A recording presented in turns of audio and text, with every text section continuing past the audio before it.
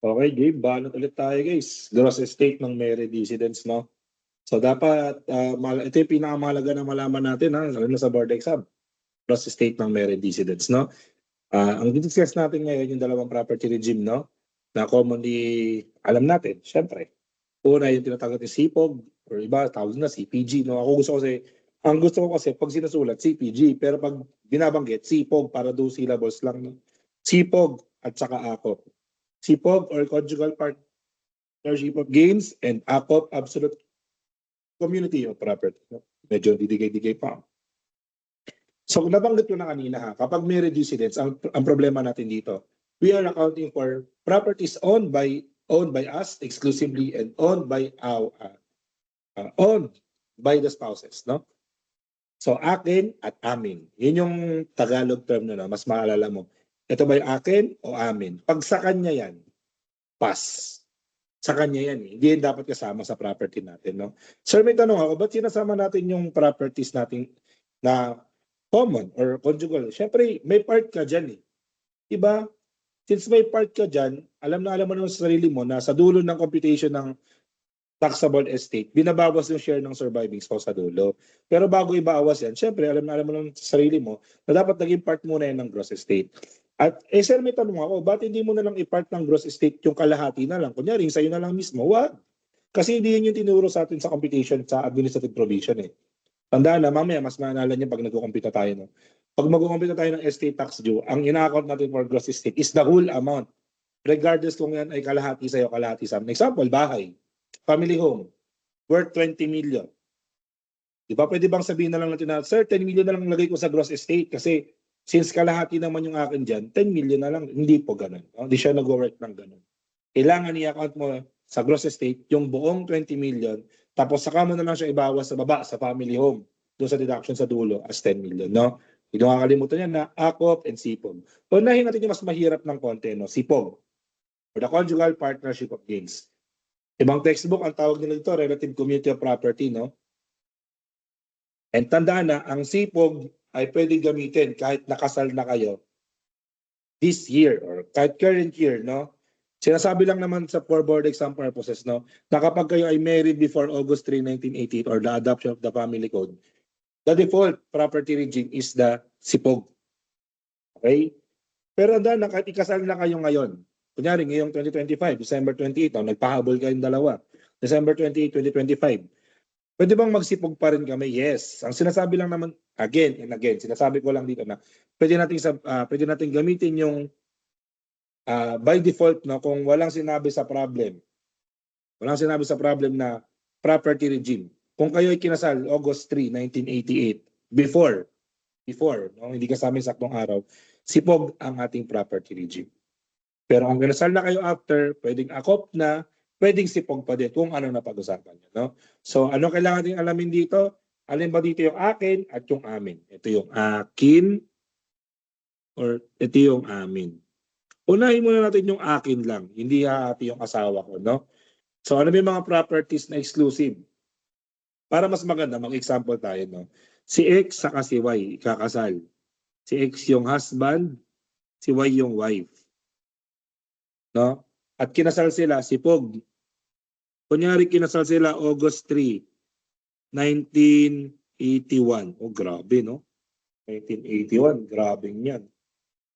At wala silang property regime. At sinabi ko na kanina, pag walang property regime, pag kayo ay kinasal before August 3, 1988 or the adoption of the family code, your property regime is SIPOG, no? So, halimbawa lang, nung kinasal si X, si husband, ang meron siya, no? Medyo mayaman siya, si X before ikasal kasi meron siyang kotse, meron siyang bahay, meron siyang pera. Si wife, ang meron lang, sabihin natin, ganda lang, no? Kunyari lang, ganda lang si wife. O di ba, bakit pwede naman yun eh? Di ba, requirement ba, magkakasal, marami kong hindi. Kung alam mo, kung mahal ka talaga niyan, tanggap kung ano meron ganyan, di ba? Pero syempre, in the modern days, di pwedeng ganda lang, di ba? Dapat may. Pero tayo dapat X factor. Diba? Kunyari lang po ito ha. I mean, para lang mas may natin example natin. Halimbawa, kinasal si X and si Y using a SIPOG. August 3, 1981. Ito yung properties nila before marriage. Before marriage. At nung kinasal na sila, question, sino ang may-ari ng car, ng house and the horse, ha? House at nung pera na dating kay ex. Kung babasahin natin yung unang-unang block, properties brought into the marriage of the spouses own is exclusive property. Sa madaling sabi, kung anong properties mo before ikasal, under sipog, sa'yo pa din yan. Hindi hati ang asawa mo. Therefore, the car, the house, and the pera is still owned by ex and hindi hahati si Y. Medyo madamot ang sipog, no? E ganun talaga. No? At ano pa ang next? O halimbawa naman, may ano sila, married na married. Married.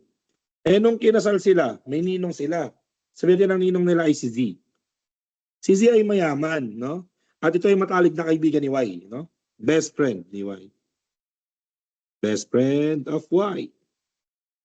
Ngayon, nung kinasal sila, sabi ni Z, oh, ex, may pera kotse ka na sa bahay, ha? Pera kotse sa bahay. Itong iregalo ko, apartment unit.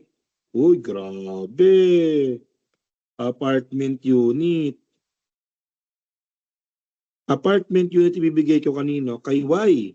Best friend ko si Y eh. Siyempre, mamaya sumbatan mo yan, Siguro, di mga babae rin. I mean, not totally speaking to all of you, no? Siyempre, yung mga girls kasi takot din niya masumbatan. Or kahit sino naman, di ba? Pag umabot sa pit na mag-away, mag-asawa, magsumbatan na, oh, palamunin ka lang naman dito eh. Huwag naman ganon. Kaya ngayon ba, talagang ayaw nila na, hindi, kailangan magtrabaho rin ako para di niya masumbatan. Diba? Ganon. O, para di siya masumbatan ni ex, yung apartment unit, binigay ni Z, kay Y lang. O, dahil ako ang ninong mo sa kasal. Y, sa'yo na tong apartment unit ko.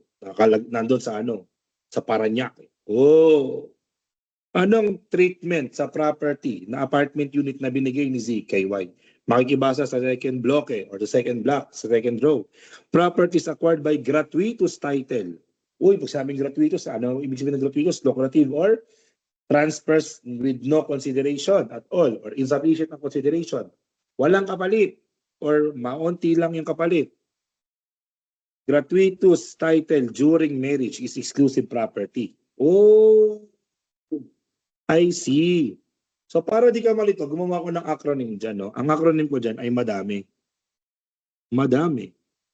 Akala ba madami, sir? Madami nga. Basahin mo, madami.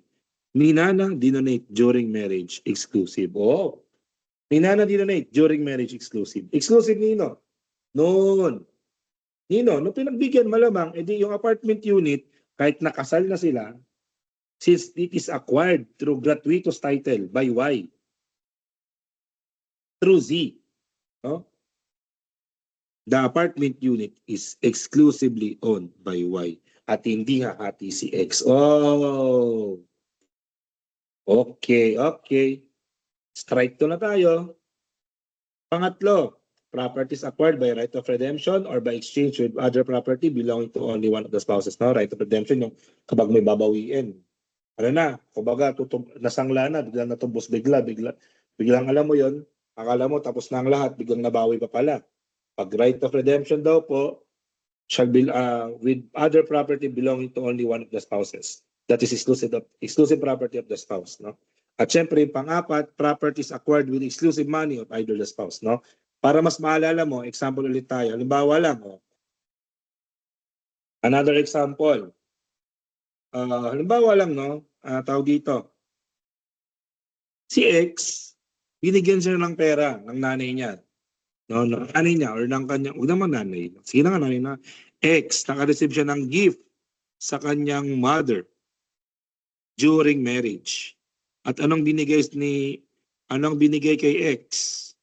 Cash worth 300,000 pesos. Wow!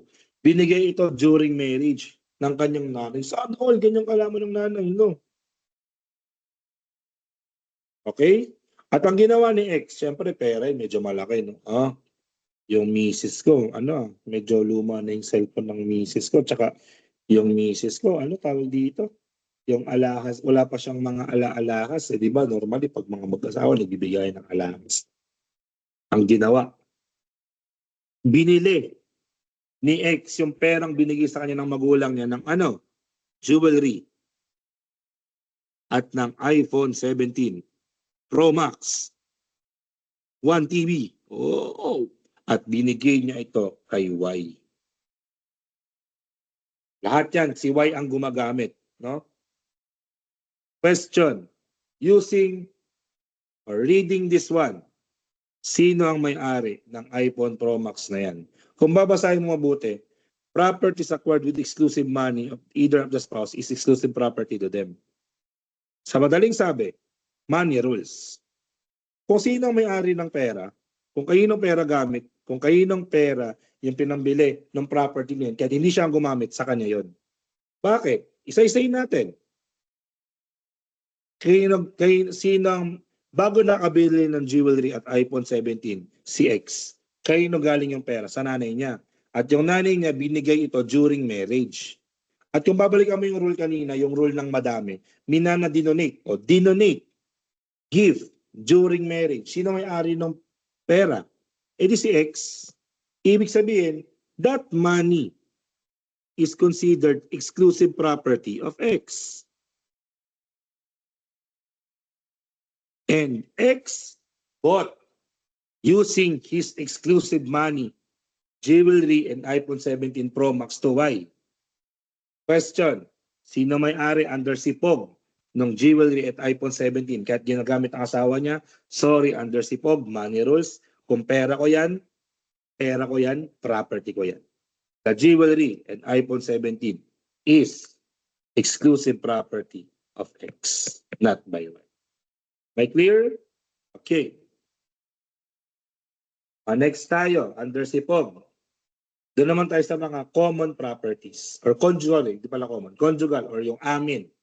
Nabanggit ko na yung akin, ang next naman natin yung amin. Ano ba yung mga amin na title?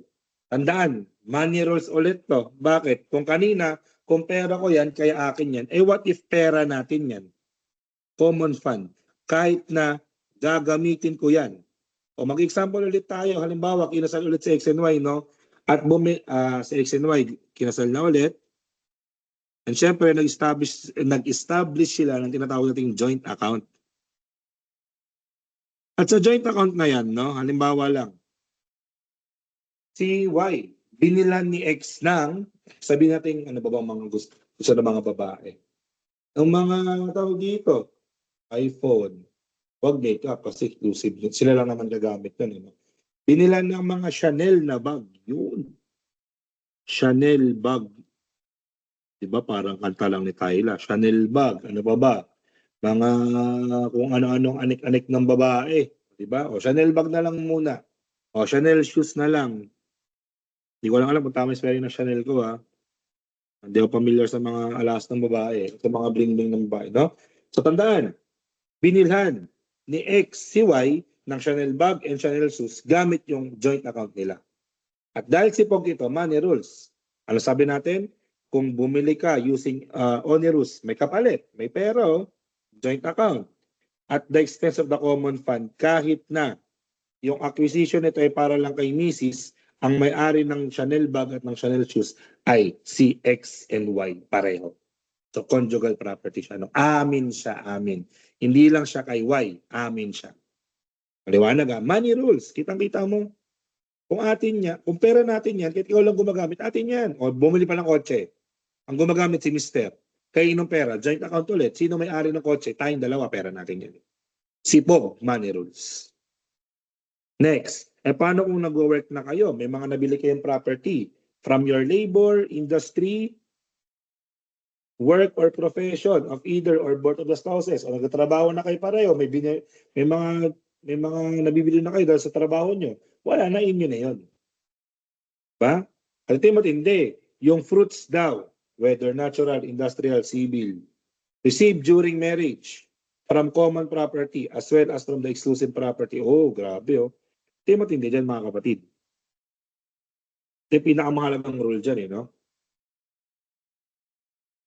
Kaya nga mabuti ha. Balikan natin yung apartment unit. Di ba ang apartment unit na binigay ni Z, best friend ni Y, ay owned ni Y. Eh syempre, pag nag-transfer ka ng apartment unit, kadugtong na rin ng apartment unit yung rights doon sa apartment unit. Di ba ang pinapasa kasi natin sa estate tax, hindi na property, pati rights. O pati rights. Anong rights ang meron sa isang apartment unit? The rental income, no? So kung susundin natin to, anong treatment sa rental income na apartment unit? Sir, dapat exclusive property rin kasi exclusive ni Y yan eh. Diba? Kung kay Y ang property, kay Y din ang income ng property. Sad to say, hindi siya ganun. No? Kasi kung babasahin mo na mabagal, yung CPG or yung SIPOG, conjugal ang partner sa gains. And gains is equivalent to fruit. Ibig sabihin, conjugal palagi ang partner sa fruits. Yan yung pinaka-distinguishing factor ng SIPOG.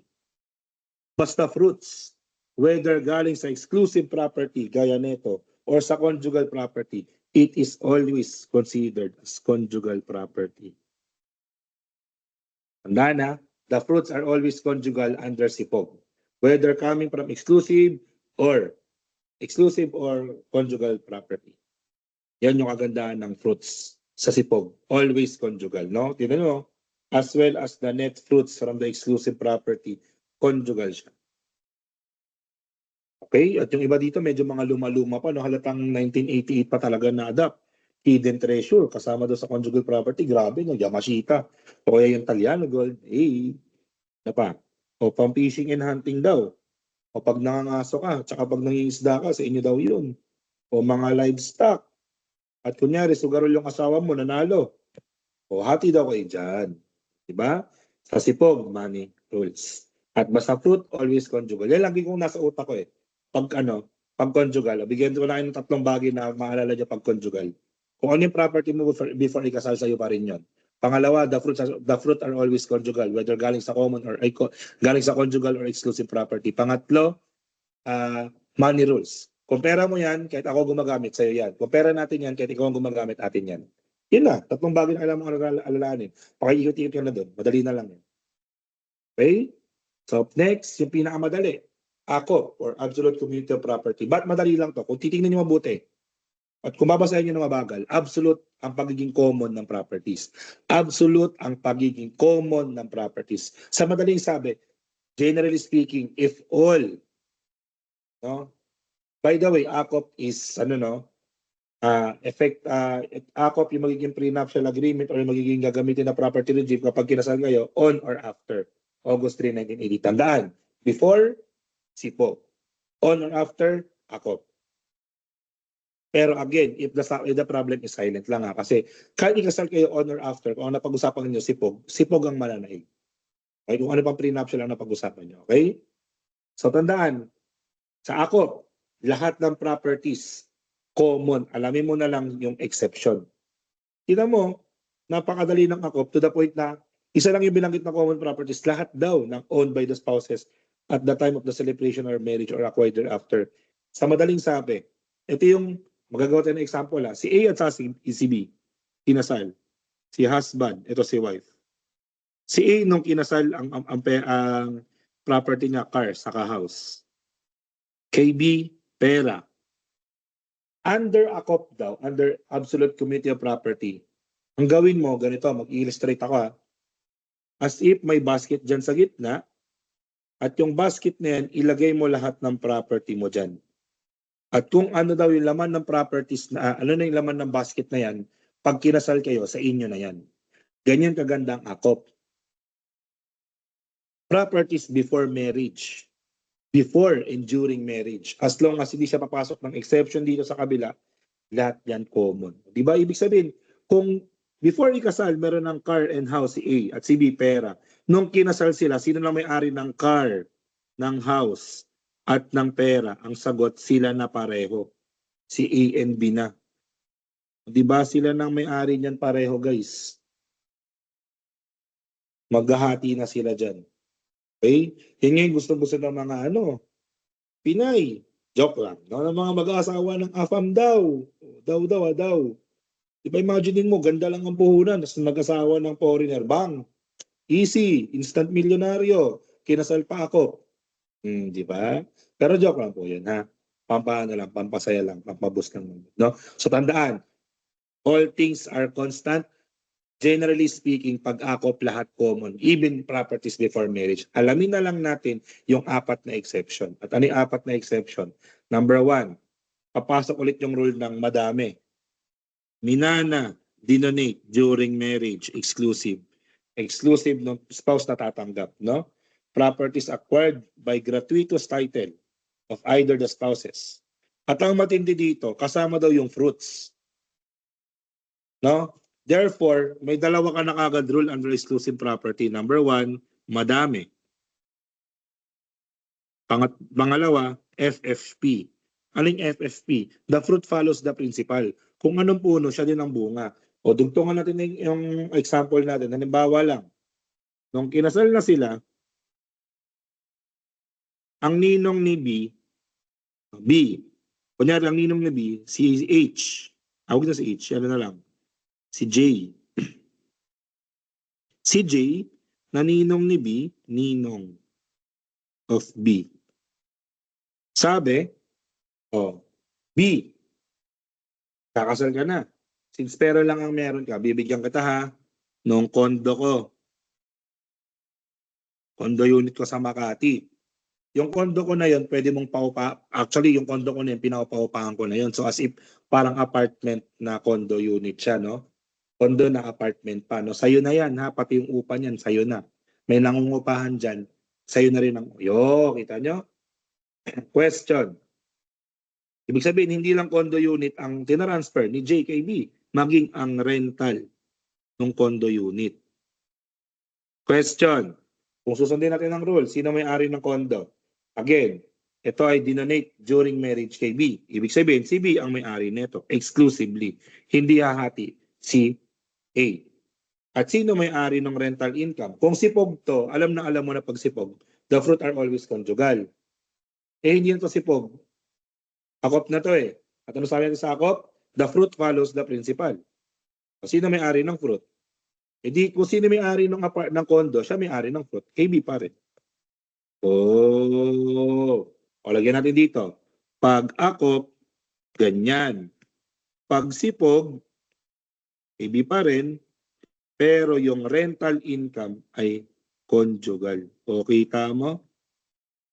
Kasi nga, the fruit are always conjugal under sipog. So, ito lang naman yung major na difference ng akop sa kanang sipog. Yung treatment ng fruits. Kasi sa akop, the fruit follows the principal. Sa sipog, kung kahit ano pa yan, basta fruits conjugal yan. Okay? So, tandaan na, madami. O, tandaan nyo, pag madami, whether akop or sipog, exclusive yan. Yan, exclusive yan, no? Ang pinagkaiba nga lang sa akop, pansinin niyo mabuti, may clause sa baba. Unless it is specifically provided by the donor, testator, or grantor that they shall form up. Pwede palang sabihin pala ni Ninong B na, papamana kong kondo sa inyo, hindi lang sa iyo B. Pwede po. Pwede yun. Pwede. O pangalawa, properties for personal and exclusive use of either spouse. Ibig sabihin nito, magbibigay tayo ng example. O halimbawa lang ulit, balikan natin si A and B. O si A. Halimbawa lang. Si A, si husband. Hindi, huwag na nga.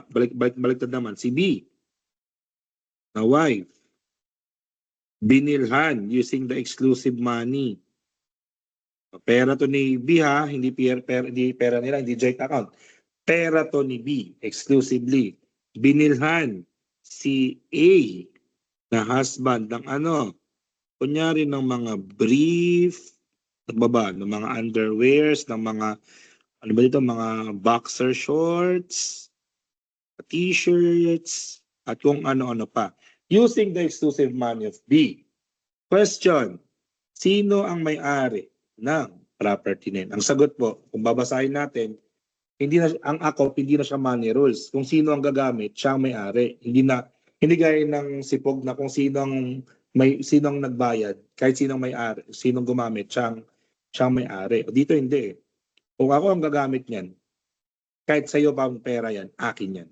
Therefore, sino may-ari ng brief, boxer, and t-shirts, si A pa rin. Properties for personal exclusive use of either spouse is part of exclusive property. Meron nga lang siyang exception na naman. Exception to the exception. Bakit? Ang alahas daw. O halimbawa, balik rin naman natin. Si A naman, husband, using his exclusive money, binilhan ng jewelry, si wife, si B. At syempre yung mga binili, hikaw, necklace, watch, no? And that jewelry is exclusively used by the wife, no? Kasi di naman naghihikaw si asawa eh. Kasi lalaki eh. Ang naghihikaw si babae, no? Question, kung susundin natin yung rule, anong treatment sa jewelry? O sir, sabi mo sir, pag personal exclusive use, exclusive yun dapat yan. Tama ka naman, kaso nga lang si jewelry kasi exception to the exception. Meaning kasi, ang jewelry, magiging part siya nito ng common property. Alahas, piniling alahas na gagamitin ni Mrs. Walang pakialam kung gagamitin ni Mrs. yan. At wala lang tayo pakialam kung kaninong pera galing yan. Basta alahas, part yan ng community property. Biniling alahas. Kasi mamaya magkakaroon ng plot twist yan. What if yung alahas minano-denominate during marriage? Mamaya na yun. Basta biniling alahas na gagamitin ng isang ni Mr. or ni Mrs. Kahit sino pang gagamit niyan, kahit kayo pang pera mambili niyan, basta alahas na binili, yan po ay common property. And last but not the least, halimbawa lang si A pala, si husband pala, before silang ikasal ni B, si A meron ng anak sa dati niyang asawa. Na-dissolve kasi yung marriage. Either may namatay yung misis, dati niyang misis, or nagpa-file ng divorce. Diba? Annulment tsaka divorce. Diba? Ibig sabihin, void ang marriage. Ngayon, what if si A daw ay may anak, no, may baby, junior A na lang, A junior. Anong magiging treatment sa properties before marriage? Makinig ng mabuti ha. If you have a legitimate descendants by a former marriage, as well as the fruits, that properties acquired before marriage is exclusive property. Wow! Ibig sabihin pala, pag pumatol ka sa may anak na, at akala mo, pag kinasal kayo, yung property ng taong may anak na hahati ka doon, hindi pala. To protect the right of the child. Kasi para di ka na humati doon sa kotse at saka sa bahay ni A, under a COP, properties before marriage with legitimate descendants is exclusive property of that decedent. No? Hindi pala hahati si B sa car and house ni A kasi para maprotektahan ang right ng children. Diba? So that is for the property regime. Alam niyo, mas ma-play natin pag nagsuot tayo ng problem later on. Namamaya na yun. No? Sa rule of reciprocity naman tayo. Ang rule of reciprocity applicable lang po ito sa mga non-resident alien na donor and applicable specifically for intangible properties situated within the Philippines. Wherein ang nakalagay dito, mga kapatid, pag may reciprocity daw or merong if the country of the non-resident alien does not impose estate tax or merong lower na estate tax, no? Does not impose estate tax, no? The intangible are not included in the intangible within the Philippines are not included. Antindi, no? Imagine mo pag non-resident alien ka, kunyari wala pang reciprocity, no? Pag wala pang reciprocity, NRA, no reciprocity. Ang kasama po, both intangible and tangible. Pero pag NRA with reciprocity ka, imaginein mo, within the Philippines na lang yan within PHN Paraywa, hindi nakasama ang intangible. Ang kasama na lang, yung tangible. Oh, imaginein mo, no? Sobrang baba na ng gross estate mo yan. So, ano ba yung mga example ng mga intangible property situated in the Philippines? Number 1, franchise na dito daw in-exercise. Pangalawa, shares of stocks na may sociedad anonima or organized in the Philippines in accordance to its law. No? Shares of stocks ng domestic corporations, in short. Pangatlo, shares of stocks ng foreign corporation. Pag silent ang problem outside the Philippines, pero pag nagbanggit na ng threshold, ano yung threshold na yan?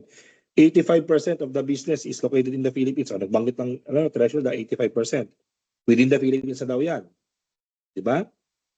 Shares of stocks ng foreign corporation na naka-acquire ng vice status sa Pilipinas at mga partnership shares established in the Philippines. Yun yung mga intangible within the Philippines, no?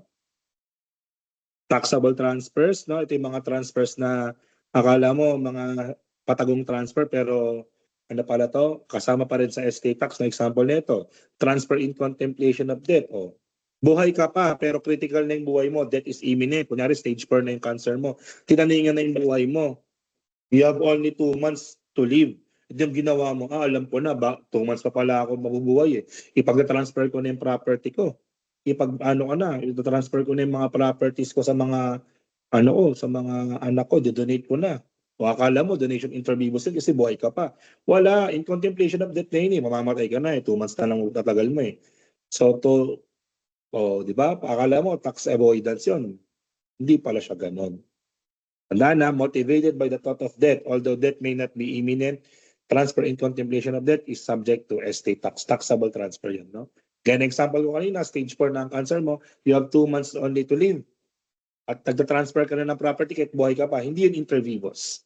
Because you are motivated by the thought of death. That is mortis causa. Revocable transfer, no? Ito yung transfer na, dito, resolutory in nature. Bakit? Oh, ikaw tropa, X, ikaw X. Sa'yo na tong sa'yo na tong kotse ko. Gamitin mo tong kotse ko, pero pag di ka bumasa ng board exam, babawiin mo yung kotse ko. Anong uri ng condition yun? Hindi suspensive yun. Resolutory yun. Kasi pag suspensive, nag-a-arrest ng another obligation. Ito, tatanggalin mo. I-revoke, i-alter, i-amend, i-terminate. Diba? Resolutory condition yun. Diba? Kasi nasa ng possession, pero pag wala pa sa'yo ang ownership, kasi di pa nasa-satisfy yung condition. So, halimbawa lang, matay ako. Dari na lang. Binigay ko sa'yo yung kotse, ginagamit mo. Hindi ka pa napasa ng board exam kasi hindi ka pa nag-take. Halimbawang ginagamit mo na, sa'yo na yung kotse ko, pero pag di ka pa masa ng board exam, babawi ko yan ha. O halimbawa lang, namatay ako, tapos di pa dumadating yung board exam. Nakalina yung kotse, nasa iyo. Ang tanong, part ba yun ng gross estate ko? Ang sagot, yes. Part yun ng gross estate ko kasi hindi naman na-transfer yung ownership at the first place. Akin pa rin yan. Ginagamit mo lang. Akin ng ownership, sa'yo ang possession. Ano mas nag-matter? Ownership o possession? Ownership. Ako may control niyan eh. Diba? Okay, pag revocable transfer, kasama po yan sa part ng gross estate. No? Transfer passing under the general power of appointment, ibig sabihin, pag namatay ka, tapos yung namatay ka, tapos yung property na yun, namatay ka, tapos yung property na yun, sinabi ng original decedent or ng first decedent na you can transfer it anyone to anyone. You have full disposal of the property, it is part of the gross estate kasi as if ikaw na may-ari nun. No? Transfer with retention of certain rights. So parang revocable transfer din to, no? And yung transfer for insufficient consideration wherein, nag-transfer ka ng property na lower than fair market value. Pag lower than fair market value, nako po, as if nagdo-donate ka niyan eh. Fair market value, 2 milyon. Binenta mo, 1 milyon. Diyos ko po, din parang nag-donate ng 1 milyon. O di taxable transfer yan, no? Whether estate tax or donor's tax, no? Question, are all properties subject to transfer for insufficient consideration? Ang sagot po hindi, no? Ang exception natin dito yung mga properties na subject to CGT, okay? Kasi ang purpose lang naman ng transfer for insufficient consideration is para hindi matago yung transaction. Mag-example tayo halimbawa nagbenta ka ng kotse, o kunyari lang, mamamatay ka na. O, thought of death, mamamatay ka na ha. You have only 2 months to live. Ginawa mo, meron kang kotse ng fair market value, 5 million. Benenta mo na lang sa kaibigan mo, 2 million. Ang cost ng kotse na yan ay 1 million. Kotse to ha, kotse. Question, anong uri ng asset yung kotse? Capital asset yan. At kung capital asset yan, binenta mo at again, ang tanong, anong tax ang babayaran? Sir, CGT? Hindi. CGT applicable na sa 2 transaction yun eh. Shares of stocks saka real property. Yung kotse, hindi naman shares of stocks, hindi yan real property. So, anong uri ng transaction yan? Capital asset na subject sa regular tax or CART. Capital asset, regular tax, CART. Okay? So, pag binenta mo yan, ibig sabihin, paano kinukumpute ang gain? Dito, selling price minus cost is equal to gain, which is 1 million gain. To be specific, capital gain. At saan subject ng 1 million capital gain? Regular tax yan. Kasi nga, CART yan di ba? Capital asset, regular tax. Yan natin, CART. how about this one? O, di ba 2 million mo binenta yan, fair market value niyan, 5 million eh. E di subject yan sa ano? O, 3 million yan. Yan yung pwedeng tinatawag nating implied donation. Or indirect, implied or indirect donation. Which may be subject to donation inter vivos or donation mortis causa. Based on my example, since ito ay may thought of debt, it is subject to mortis causa. 3 million, part yan ng gross estate mo. Okay? So tandaan, kaya nagkakaroon kaya nag-i-impose ng transfer for insufficient consideration kasi nga lugi. Dapat you are transferring it at fair market value within arm's length transaction. Pag binenta mo yun ng below fair market value, di parang nagdo-donate, yun yung hinuhuli nila dyan. Ang tanong, applicable ba yan sa mga real property? Halimbawa lang, palitan natin, hindi na kotse. Halimbawa lang, with the thought of debt, gross estate, part ng gross estate mo ay lupa, vacant lot. Okay? Ang fair market value niya, again, 5 million ulit. Ang selling price mo, 3 million. Ang cost mo, 2 million. Binenta ha, binenta. With the thought of debt. Question. Pag binenta ang vacant lot, nagmamatter ba ang gain or loss? Ang sagot, hindi. Because the gain is always presumed. You know why? Vacant lot sold by the decedent is considered as a capital asset. At anong meron? Pag nagbenta ka ng real property, considered as capital asset, CGT yan. At kung yan ay subject sa CGT, ano ang basis ng tax ng CGT? Is it the gain? Is it the difference between 3M and 2M, 1M? Hindi. The basis would be the higher between the fair market value or the selling price. No? Which is 5 million. At saan multiply? Sa 6%. 300K. Di ba? Ibig sabihin, pag ang asset ay subject sa CGT, tanda na, pag ang asset ay subject sa CGT, CGT, tama ka, na real property considered as capital asset, specifically yung 6% na CGT, hindi na po applicable yung transfer for insufficient consideration. You know why? Because the basis, even ibenta mo yun ng palugi, is the higher between the fair market value and the selling price. And another reason is, the gain is always presumed. Ibenta mo man ng palugi yan, the gain is always presumed. Okay? O, to make a summary, para mas maalala mo pa, gawa tayo ng rule ng transfer for insufficient consideration, no? TFIC rule between ordinary asset and capital asset. Sa ordinary asset, applicable ba, no? Kaya natin ang rule. Applicable, TFIC. So yes or no lang to ha. Yes or no. Dito, yes. How about capital asset? Depende. Kung ang capital asset ay CGT or regular tax. Pag CGT, depende pa. Kasi dalawa yan eh. May real property, may shares of stocks. Pero unahin muna natin to. Kapag ang capital asset by regular tax, applicable ang TFIC, again, yes. Pag shares of stocks na CGT, which is 15% yan, di ba? 15% CGT. Applicable bang shares of stocks, ang TFIC sa 15% CGT na shares of stocks? Ang sagot ay yes. How about this one? No. Ibig sabihin, sa isang transaction lang talaga hindi applicable ang transfer for insufficient consideration, which is capital asset na real property. Because the basis, again, is 6% of the higher between fair market value or selling price. O, di ba? Kasi the gain is always presumed. Ba't sa 15% CGT, sir, hindi siya applicable? Kasi nga, basis ng 15% CGT ay net capital gain.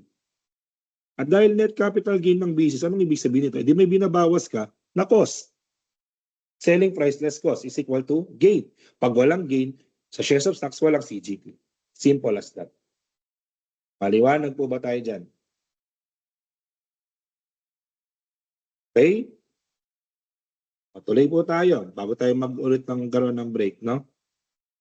O other items, gaya ng proceeds of life insurance, tandaan, ang life insurance part din yan ng gross estate, lalo no? Siyempre, favorite ng mga mayayaman yan, no? Makumuha ng insurance, no? Generally, taxable po ang proceeds of life insurance except kapag ang designation ay irrevocable at ang beneficiary ay third person. When we say third person, ito yung mga mga persons na hindi estate executor or administrator. Mamaya mas maintindihan natin yan. No? So ano pa, kung ang benefits ay galing, kung ang insurance ay galing sa SSS or GSIS, it is exclusion by law. No? And ganun din yung process na makukuha mo sa group insurance na kinuha ng employer mo. No? Generally kasi, pag process of life insurance, ang kumuha niyan ikaw, resident. Okay? Eh paano kung silent yung problem daw? Anong designation? Pag silent ng problem under the insurance code, the designation is revocable designation. Sa claims against insolvent person, no, pag nagpautang ka sa taong hindi na pala makabayad, dalawang rule dyan. I-add mo sa gross estate yung buong amount, regardless kung mababayaran o hindi, at ang ibabawas mo sa ang magiging part ng deduction, which is, di ba, CLUT-TV yun, di ba? KAIP, KAE, magiging part ng KAIP yung uncollectible amount. Di ba? Bawa lang, example, nagpautang ako sa iyo ng 100K, tapos naging insolvent ka, ang kaya mo na lang bayaran pala ay 20K. Okay? Ito yung willing bayaran. Ito yung whole amount. So, paano presentation yan sa estate tax? Hindi 100K, part ng GE, magkano part ng ordinary deduction as KAIP? Hindi yung hindi na kayang bayaran, 80K. Oh, di ba? Amounts received under RA 4917 or the retirement benefit as a result of death, it is part ng gross estate which is eventually masizero out sa special deduction, no? AFS, amounts received under for RA 4917, no? Sir, ba't ganun? May tanong ako, ba't hindi sila pinag-offset? Like, so, kailangan ba talaga i-separate sila ng present? Hindi na lang kunyari, gaya nito kanina. Kung 100, ang gross estate, tapos ordinary deduction, 80 lang. Di ba pwedeng 20 na lang sa gross estate? Hindi siya pwedeng ganun eh. Alam mo kung bakit? May isang deduction kasi dito na kapag mali ka ng presentation, mali ka na ng lahat. At ano yun? Yun yung vanishing deduction, which is mamaya tuturo natin yun, no? So mga exemption, exclusion, no? Aralin ulit natin to. Ano may mga ano may mga transfer na akala mo maglilipat ka ng ownership pero hindi naman pala talaga. Una, the merger of the usufruct and the owner of naked title, no? Halimbawa si A namatay, na-transfer niya kay C. Eh si C, bata pa, so tinransfer niya muna kay B. Sabi ni A kay B, B hawakan mo muna yan ha. Pag si C umedad na, ilipat mo na sa kanya yung titulo, no? So, edi parang dalawa yung transfer, A to B, tapos eventually pag tumuloy na si B, or sorry, kung umedad na si C, B to C. Eh mamaya alalahan natin lahat yan, no? The transmission or delivery of the inheritance or legacy by the fiduciary heir. So para, alam niyo ba yung 1, 2, and 3 na to? Pare-pareho lang ng nature to, pa iba-iba lang ang tawag mo. Mag-discuss natin yan later on pag nagsagot tayo ng konting exercises, no? At syempre, huwag mong kakalimutan na kapag namatay ka, at part ng inyong inheritance ay magbigay sa mga social welfare, cultural, charitable institution, no? SCC, social welfare, cultural, charitable. Yan daw ay exclusion sa gross estate, no? Grabe, no? That part ng gross estate. As long as not more than 30% ng ipapamana mo daw ay hindi gagamitin for administrative purposes, no? Okay? So sa valuation ng gross estate, alam naman natin na fair market value at the date of death to, no? Pero syempre, generally speaking lang yan, no? For real property, alam naman natin na kapag real property, may dalawang valuation na hindi magkasundo before RP Bara, no? Before RP Bara kasi, masusundin mo, zonal valuation ng BIR for lands. For buildings, syempre, gamitin mo na yung fair market value at the provincial and city assessor, no? Yung nasa tax declaration normally. Pag personal property, panang valuation ng gross estate, kung yung property na pinamana ay kakabili lang, no? The recently purchased item, gamitin mo yung purchase price niya. Eh paano kung hindi na recently purchased yung personal property? Use daw the pawn value times 3. Diba pag mga luma na, pinamana sa'yo yung mga minanamana pa ng lola-lola mo, di ba? Pawn value times 3%. No? Pag shares of stocks, depende po kung listed o hindi. Pag listed and traded in the stock exchange, ang gagamitin na valuation, ang magiging fair market value at the date of death is the mean between the highest and the lowest quotation on the valuation date or on the date nearest date of valuation date. Or kapag hindi naman traded, no? Kapag common, book value per share. Pag preferred, par value per share. No? So yung ibang item, daanan na lang natin later on, no? Kapag nag-resolve na tayo ng problem. So okay lang ba sa inyo yan, guys, no? Okay? At dahil dyan, putulin ko muna yung video para tuloy-tuloy tayo sa next video ng exercises lang po, no? Okay? Putulin ko muna.